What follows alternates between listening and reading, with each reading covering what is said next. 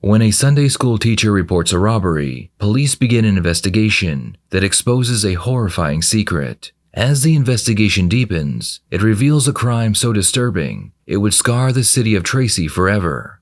This video footage of 8-year-old Sandra Cantu was recorded just minutes before she went missing from the trailer park where she lived with her mother. Sandra was loved by everyone in this community, and she would spend her days running around the park and playing with the other children. The police had no leads as to where the child was, but then they received a call about a suitcase that a passerby had found at the edge of a stream. Inside the suitcase, investigators found Sandra's body. The police had no clue as to who the killer was, but then Sunday school teacher Melissa Huckabee, who lived a few trailers down from Sandra, reported that a suitcase had been stolen out of her vehicle. The police immediately asked her to come in for an interview. I had some photos I want to show you. One of your suitcases was missing or something, or what was it? Was stolen. Was stolen? Yeah. And it was stolen the same day that Sandra went missing? Yeah. Did you report it stolen? I had called before we even had found out that Sandra was gone. When I got to the church, my grandma called me. Then I asked her where my suitcase was, if she could run outside and check, because it dawned on me that I didn't have it, because after I unloaded everything out of my car. And she went outside and looked, and she was on the phone with me and said it wasn't out there. And then she looked in the house and it wasn't there either. So then I told her, I asked her if she thinks that I should make a report, and she said, yeah, because there's a lot of stuff that's been missing in the park, like things that get stolen. Like thefts and stuff? Oh yeah. My grandpa's tools have been, all of his nice tools were just stolen out of his shed. And you know, your daughter, I guess, was pretty close, right? And you presented to your daughter, Madison, was really, really close with Sandra, and we're trying to, talk to as many people as we can to help us out in this investigation, and so we just plain putting it out there, we need your assistance in however way you can help us in figuring this whole thing out and figuring, what happened and that kind of thing. So I want to show you a picture of two different pieces of luggage. One's a black suitcase, and one's like another piece that possibly could go with it or something like that. Okay. So tell me if you recognize either one of these or if they look like yours. Take a look at this one right here. I have that one. Okay, that's one? Yeah. Okay. The detective shows Melissa a picture of the exact suitcase Sandra was found in, and she confirms that it does belong to her. Did you buy it by itself, or did you buy it with other pieces? I bought each item separately. Okay. That one, to be honest with you, I don't remember if I bought that because they were all on clearance. Mm-hmm. All right. Nobody's found it yet so far? Nope. Nobody's told you in the park that they saw it or anything like that? I asked a bunch of the kids that I knew that were...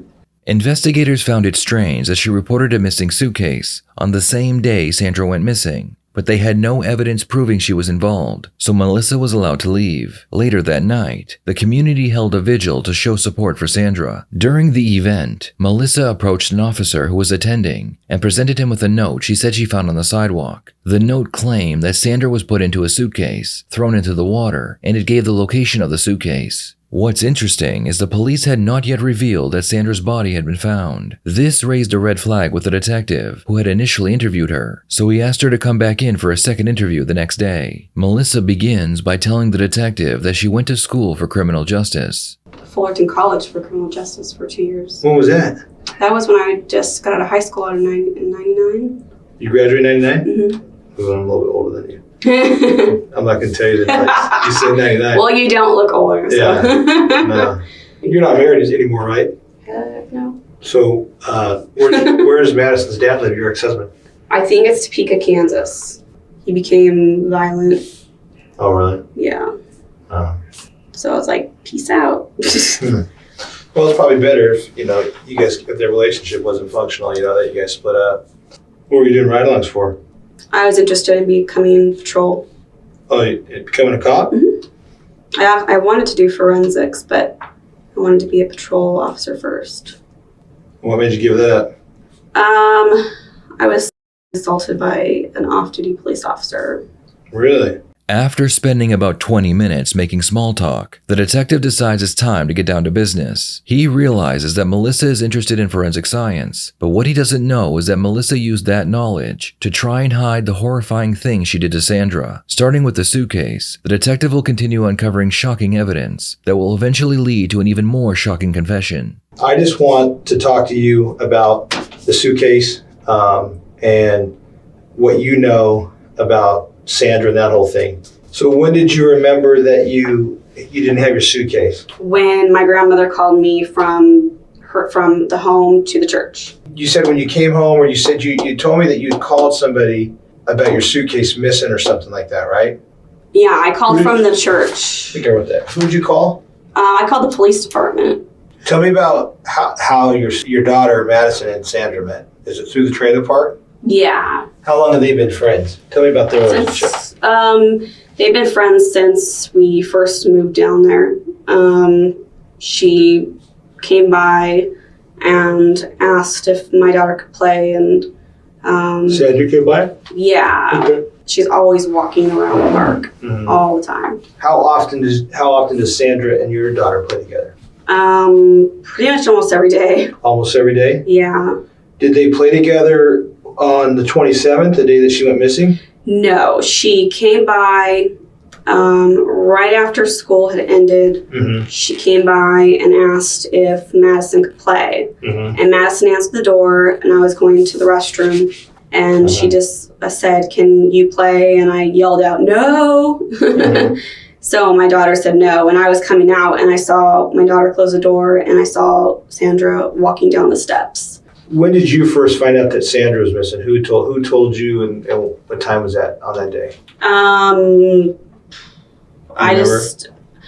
used to having her, like, somebody come over and say, "Is Sandra here?" Or, because they're looking for her. And I think that was around 7 o'clock, a little bit before. So pretty much right when you got home, someone came looking for her? Maybe like 20 minutes. I'm so bad with times. Okay, no, that's understandable.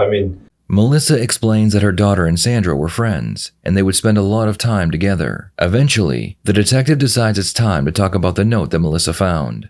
And then, what did you see? And then I saw like a little paper on the ground, and I just kicked at it, and it had some like dirt on it, and I saw the word "Cantu" on the top. Mm-hmm. And so I picked it up, and I looked at it, and it said Cantu, said suitcase, but I think it was misspelled. This is something, and I ran to the police officer, and I told them that they were at the front entrance. And so I ran to the police, and I told them I was Did you take the note with you, or did you? No, I left it there. You just dropped it? Yeah, because I know, fingerprints. Told them that I saw the note, and they were asking what it said, and I was trying to, tell them, but I could barely even breathe. And I remember I sat down right where the mailboxes were, and they were waiting for somebody to come to flip it over, and they were trying to calm me down, and because I was hyperventilating. And when a murder suspect emphasizes how shocked they were when they learned the victim was dead, it's rarely accidental. In interrogation psychology, this is a deliberate narrative move meant to steer how the detectives perceive them. Melissa wants the detective to know how devastated she was when she found the note, but he isn't buying her lies. So you were pretty upset? Oh, I was hysterical. Were you crying? Yes. You were? Yes. All right, and then where did you guys go after that? Who took the note? House. Did you keep the note, or did? No. They took it. With the note? They got a evidence bag, and they put it in that. Did the note say something about a suitcase? Yeah, it said Cantu, suitcase, water, and then 2 different names. Was it upsetting you that you found the note, or what was upsetting you? It was what upset me was the fact that she was gone, and it had been so long, and also that note, and just the thought of something happening to Sandra. It just really upset me. When you saw it, was it face down or was it face up? It was face up. It was face up? Mm-hmm. And you said it's the Cantu part that caught you? Yeah, when it said Cantu. What did you think when you saw it? I thought I just was sick to my stomach. I thought this was something that the police needed to know, because maybe that was where she was. then afterwards, I'm like, why would somebody write a note? Is it somebody that saw my suitcase being stolen? But why would they not say something? What would they have to hide? So, I mean, that was like afterwards. But, I mean, when I got down to the part where it said in stolen suitcase. Did you find that kind of weird that your suitcase was stolen the day before? Yeah. And that note was talking about a stolen suitcase? Yes. And did that trip you out, or what were you? Yeah. What was your thought? That it really tripped me out because it's like that's kind of a weird coincidence. Yeah, that's kind of what I thought too when I read it. When it was first shown to me, I thought that's kind and of then weird. the fact that I find it, of course, that was like kind of bizarre to me as well. How I said, well, my suitcase is waterproof, so I hope that, you know, she's okay, and I hope they go and try and find her. And Who wrote this note? I have no idea. Who do you think wrote this note?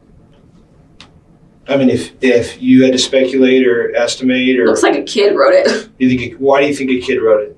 Well, because it's misspelled and the penmanship, and then we just had the visual. Looking back, maybe somebody at the visual maybe knows something, or maybe the person that did it maybe had a guilty conscience or something.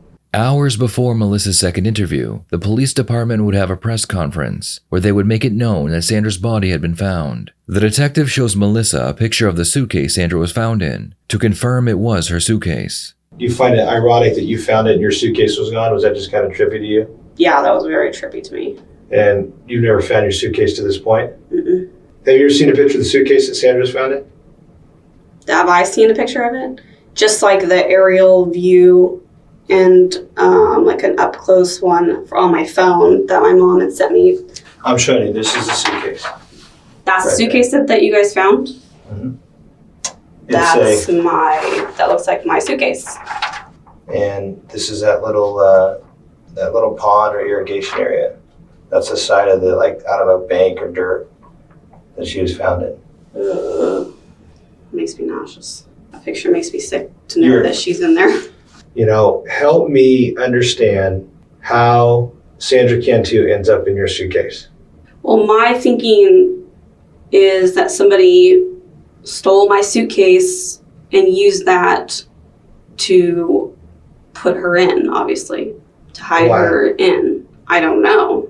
I mean, I don't even know if she was, which I hate to even think about her even being or assaulted or anything like that, beaten, or, I mean, just the thought of her being in the water, if she drowned or if she was dead when she was put in the suitcase. All those thoughts run through my head, and that makes me sick. Most of what Melissa says is meant to manipulate the detective. She mentions that she hopes Sandra wasn't violated. The reason for this is she wants to make sure the investigators check the body for any signs of assault. The police found a rolling pin at the church that was covered in Sandra's DNA. An autopsy was done on Sandra's body, and it came back that she had been assaulted. It appeared that Melissa had used the rolling pin to try to make it look like a male had abducted her. Why would someone take Sandra? Why? I mean, you have a little girl. Your little girl's 5.5. I got 3 boys, younger than yours and a 6-year-old. But why would someone take a little kid? Disgusting things. Disgusting like what? Tell me. Like, seeing them, or Why? because they're sick perverts. Do you think Sandra was assaulted in a sexual manner? I would say yeah, because the only reason why I would say that would be because why else would somebody take a little girl? That's what I've been asking myself for 2 weeks. Why else? Why would they take an innocent? I mean, you saw the picture of her. Why would they just take a 20-year-old and assault them and put them in a suitcase? Why would they take and then why would they use your suitcase? Or if it is your suitcase, I mean, it looks like your suitcase, and right. You know, why would they take your suitcase to do it, and why Sandra? Why not? You know, why not these other girls at the park?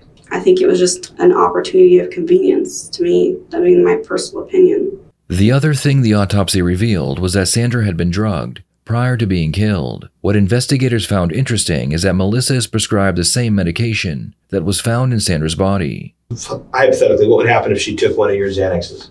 She would be asleep. It just knocks you out? Yeah, my dosage is 2 milligrams. What do you think that'd do to a little kid if they took it by accident, like if they picked it up off the floor or something like that? It'd be very dangerous. Really? Very dangerous. That dosage, yeah. They would be falling all over the place. Really? Oh, definitely. I've always worried about Sandra actually, when she was a baby. They would let her walk around by herself. And she actually came over and was talking to my grandpa when she was little. She was probably like 4. And said, For who? Sandra, when she was about 4 years old. How'd you find that out? My grandparents He told you about that? But you weren't living there then, right? No. They just told you about that? Yeah, that she was always wandering around when she was like 4 years old. In the park? Uh-huh. Really? Yep. You want to hear my theory? Sure. I think the person, whoever it is, knew Sandra, like what we talked about. Mm-hmm. And I think Sandra was available, meaning she's here, there, everywhere in that park. She loves that park. She has friends, and I think her mom thought that she was out playing. I don't think her mom was sure where she was playing, and I think someone who knew her and had to know her pretty well, because everybody I talked to at that park, and I've talked to everybody, told me that Sandra wouldn't leave that park. And you told me that the other day. You said she would not leave that park, right? Nope. But there's only a few people that she'd ever leave her mom said there's only a few people that she'd leave the park with. She said she'll go with you to the park. She'll leave with you because, her and your daughter are best friends. She was comfortable with going to other people's houses. But as far as for leaving the park, she said, besides Madison's mom, who she plays with all the time, like you said, there's really no one besides her family, her aunt and uncles and stuff, that she'd leave the park with, nor her mom would allow them to leave the park with. Right. But she left that park, and that's why we couldn't find her. She left that park. The detective begins to imply that Melissa is a suspect. Up to now, Melissa's body language appears to be very comfortable, but as she realizes she's becoming a suspect, her body becomes more defensive. Couldn't figure out how she people don't disappear, you know what I'm saying? People do not disappear. So I had to figure, okay, she saw somebody she knows, she got in their car, and she just took off. That's what I think happened, is someone who she knew took her out of the park. About the time she's last seen in the park, or in the mobile home park, is about the time that you leave. Here's my theory on the note, is what we talked about before. Mm-hmm. Whoever wrote this note wanted us, the police, to find her because they gave us a clue. They would give us a clue. It was there for a reason, the note was. And there's a reason why you found it.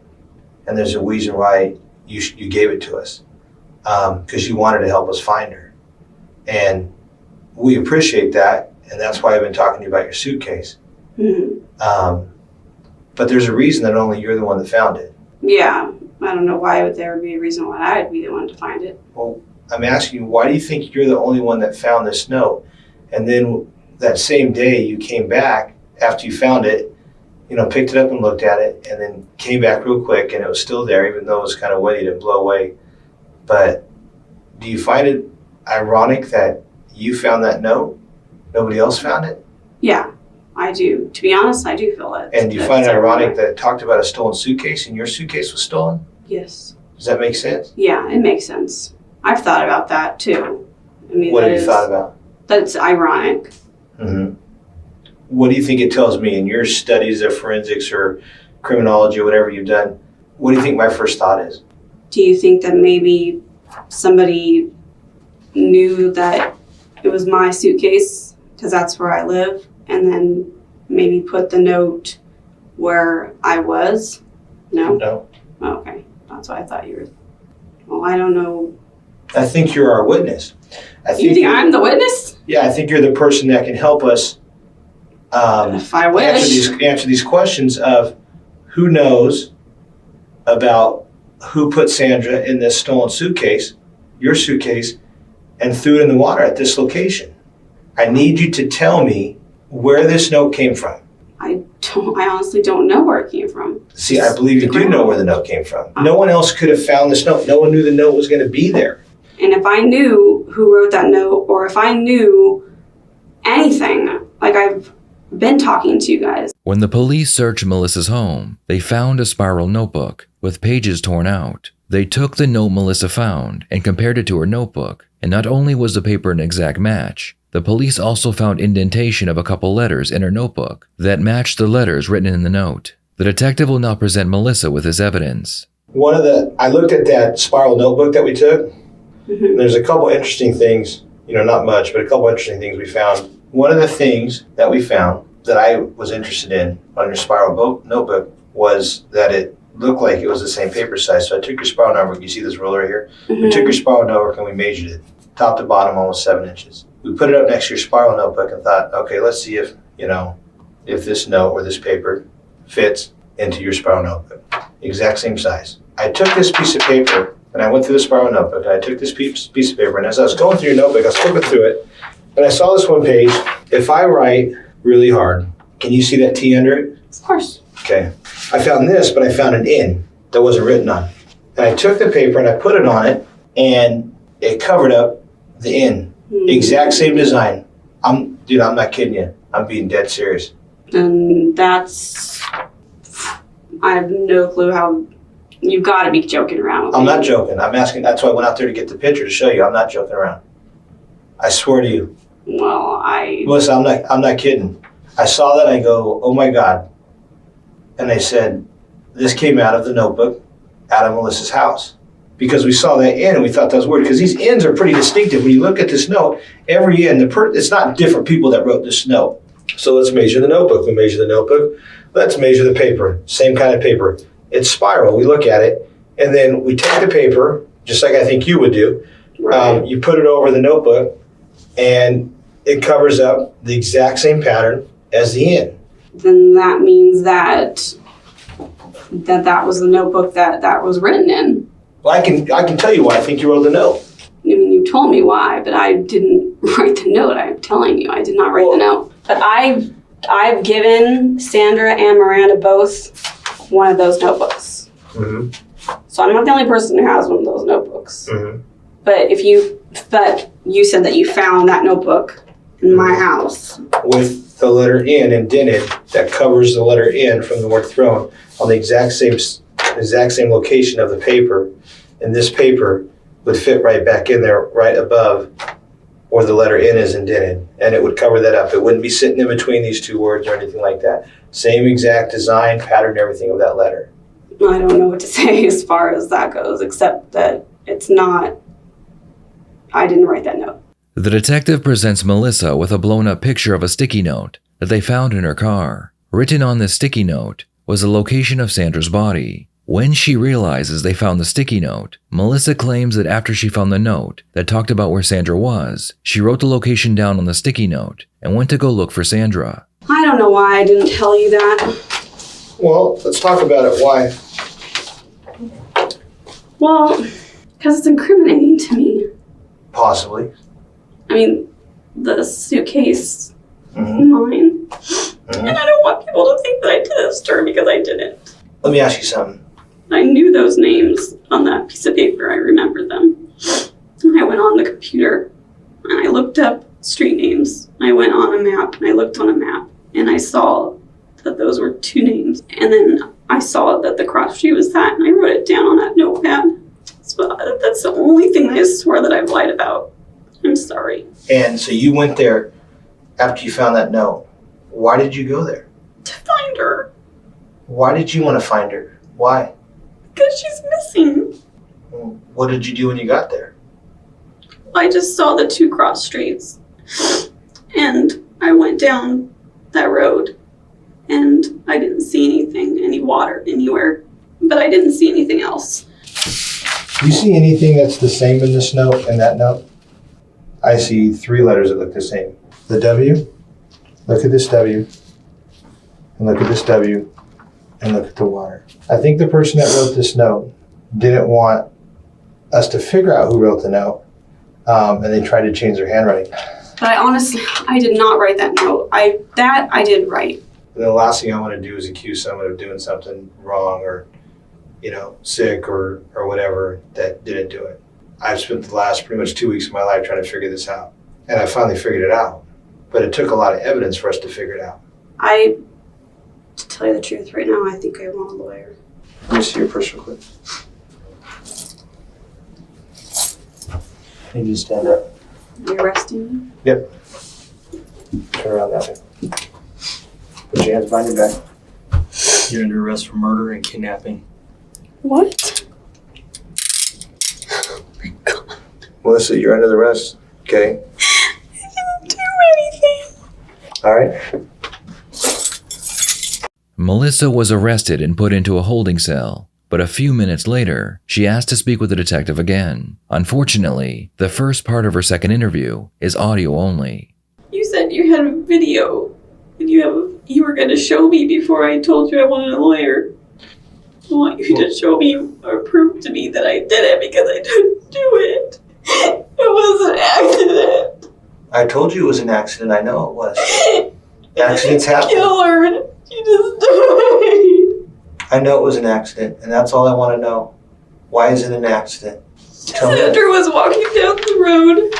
Who? Sandra. Okay. And I saw her. Sandra was walking and she saw me. And she came up to the car and I didn't know that she was there until I turned around. Mm-hmm. And she saw my suitcase, and my suitcase was inside of my car on the back seat. Mm-hmm. And like I told you before, she likes to hide and play hide and go seek. Mm-hmm. She hid inside of there and I didn't know. And I had to go get my keys and my cell phone in the house because I couldn't find them. And then when I came out 15 minutes later, she wasn't there. She wasn't outside. Where was she? I didn't know. And then so I drove to the church. Mm-hmm. And then I got out of my car and I took all my stuff out of the trunk. And I went in the church. And I was there. And then when I came outside, I looked at my suitcase. And I went to take it out and it was heavy. And she was in there. And she wasn't breathing or anything. What did she look like? She looked pale. I heard voices. Mm-hmm. And they told me What did your voices tell you? that I killed her. I couldn't live with myself if I killed her. Sandra didn't climb into that suitcase by herself and zip it up. She did. No, she didn't. She didn't get in there by herself. I know. Tell me how she got in there. She got in there by herself and then she told me to zip it up because she was going to scare Madison and Miranda. But when I went into the house, it was like a half an hour. I forgot about her. I just thought that the girls would come out and that I was going to tell them to open the suitcase up and she was going to jump out and scare them. I didn't know she couldn't breathe in there. I swear. Nobody did her. You know what happens when we get people, right? When they're dead, we go take them Take to an an autopsy. autopsy, of course. And what do you think we're going to do with the little girl who's found in a suitcase? Check for that. Mm-hmm. The only reason why I said that before was to steer you away, but I'm telling you the God's honest truth that she was not. She was too. We got our evidence back, but she wasn't by a guy. No, that's just sick. I did it to her, I swear. The only thing I never told you was that I had gotten the cup of water and put a whole bunch of my pills in it Mm-hmm. and tried to make them dissolve. And then I took a drink and I spit it because it was disgusting tasting. Where'd you spit it at? It landed on her.